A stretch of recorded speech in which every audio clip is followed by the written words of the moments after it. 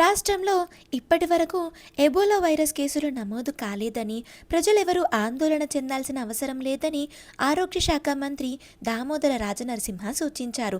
Africa దేశాల్లో Ebola virus వ్యాప్తి నేపథ్యంలో హైదరాబాద్లోని ఆరోగ్యశ్రీ ట్రస్ట్ కార్యాలయంలో మంగళవారం ఎబోలా వైరస్ నివారణ, ముందస్తు జాగ్రత్తలపై వైద్యాధికారులతో మంత్రి సమీక్ష నిర్వహించారు. కాంగో, యుగాండా, సౌత్ సుడాన్ వంటి దేశాల నుంచి వచ్చే ప్రయాణికులను శంషాబాద్లోని ఎయిర్పోర్ట్లో స్క్రీనింగ్, థర్మల్ స్కానింగ్ చేస్తున్నట్లు అధికారులు మంత్రికి వివరించారు. గాంధీ హాస్పిటల్లో 10 బెడ్లతో స్పెషల్ ఐసోలేషన్ వార్డు ఏర్పాటు చేశామన్నారు. General medicine HOD doctor Sunil Kumar nodal ఆఫీసర్గా నియమించామని తెలిపారు. ఆఫ్రికా దేశాల నుంచి వచ్చిన ప్రయాణికులను 21 రోజుల పాటు ఇంట్లోనే సెల్ఫ్ ఐసోలేషన్లో ఉంచుతున్నట్లు వివరించారు.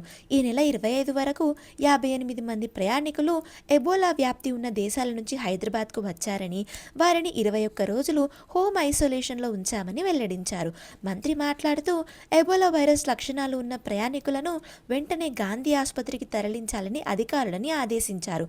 ఎయిర్పోర్ట్ అధికారులు నిఘా బృందాలు సమన్వయంతో పనిచేయాలని సూచించారు.